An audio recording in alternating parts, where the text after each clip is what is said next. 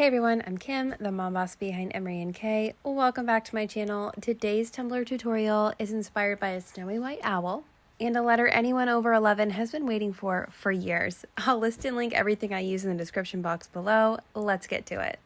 So the first thing we're going to want to do is we're going to grab some glitter. So I'm using Ice from the Glitter Guy. This is their pure white glitter.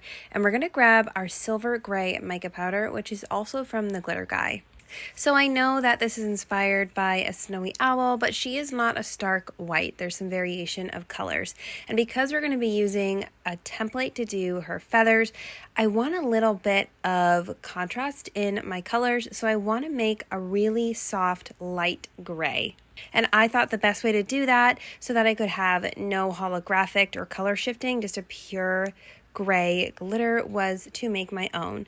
So I have about a tablespoon and a half of the ice that I poured in this plastic cup, and I'm going to be adding just a pinch of the silver gray mica powder a little bit at a time and mixing it in. So you want to do this slowly because when you're mixing colors, it's easier to make your light colors darker than it is to make your dark colors lighter. So take your time. You'll see that I'm kind of comparing and tilting my cup and moving it around. I want to get just the right shade. So for me, I wanted it a little bit obviously darker than my white, but I didn't want it to be a super dark gray. So a soft gray is what I'm going for here.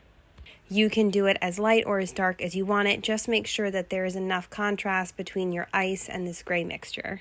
Once we're happy with our gray mixture, we're going to go ahead and wrap our tumbler. So I have prepped my tumbler, sanded it, painted it white. I'm using this 20-ounce Stubby from Craft Haven. I thought the size and kind of the plumpness of this tumbler was perfect for this design. The template I'm using today is from Ellie's Crafty Co. It's called Mermaid and Dragon template. I, of course, will have it linked down below with the discount code. And I have cut it out on Tacky tape, which is a double-sided adhesive sheet from the Glitter Guy. I did forget to grab my laptop and check my measurements before doing my voiceover, so I will make sure to add the measurements that I cut my template in the description box if you would like it.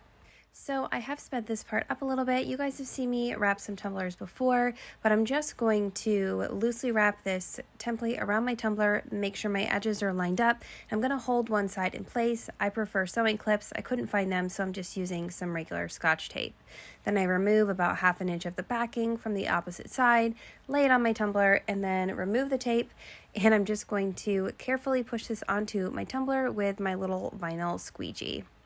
Make sure the edges are all pushed down really well. Go ahead and look for any little air pockets that you might have. Carefully pop those with your weeding tool, push out the air, and we're ready to move on to our glitter. So first I want to put my grip into my tumbler. This is a grip from the Tumbler grip.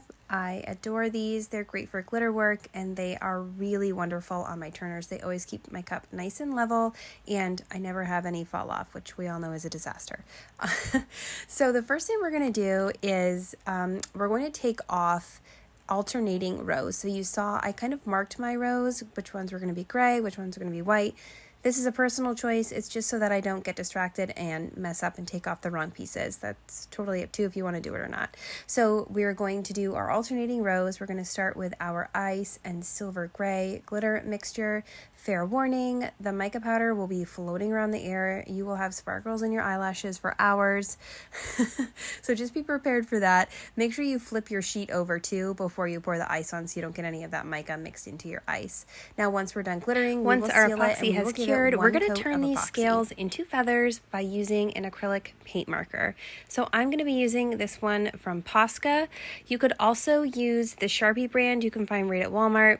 I'm going to use a Posca one because that Sharpie one that I have, the tip is really large. It was too big for this, but they both work exactly the same. So what we're going to do is we're going to go through each and every little scale, and you can see I'm doing just an outline, and then I'm kind of doing almost these little zigzag marks, kind of just little juts up into the color.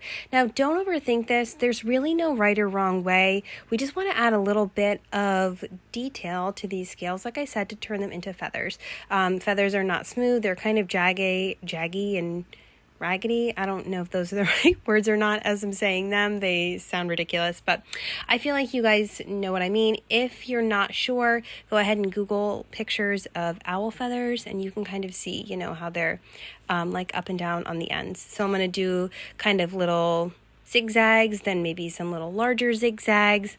Don't overthink it. Just trust the process here. When I first started this, I thought this looks really weird, but then once it was finished, I was like, dang, this looks really good. So trust the process, but don't overthink it. So I'm not going to make you guys watch me do this whole tumbler. I'm going to repeat this process until it's done. Overall, it took me, I don't know, maybe 8-10 minutes.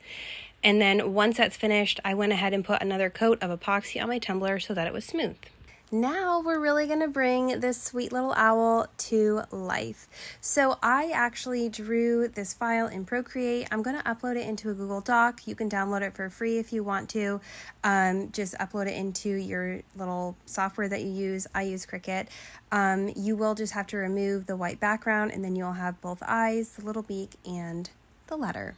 I will have that link in the description box if you would like to use it, or you can use any other decal that you want. Your craft room, your rules.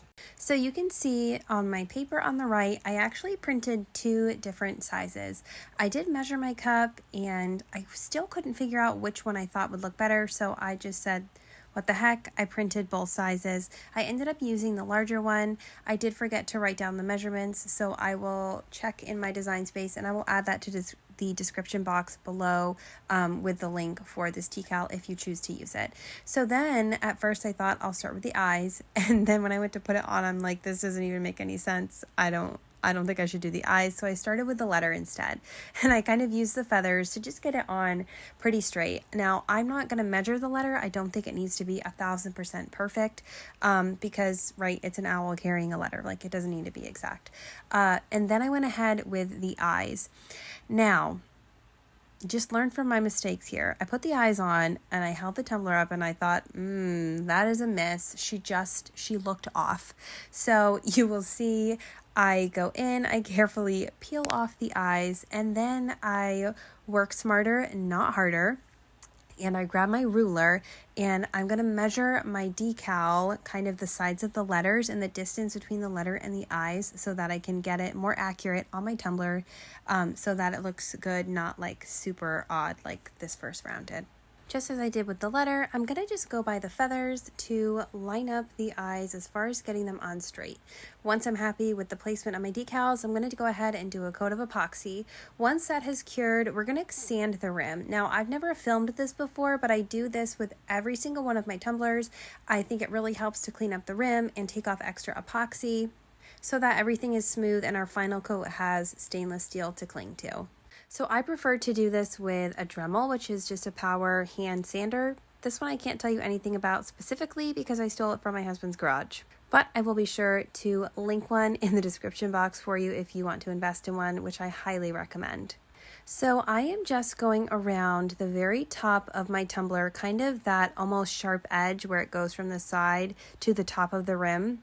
I hope I'm articulating that correctly, but you can kind of see what I'm doing here. I'm just going down a very tiny bit. It exposes the littlest rim of stainless steel, and that's going to give my last coat of epoxy something really good to cling to. I also will use my Dremel to clean up any little like divots in my epoxy that I might have.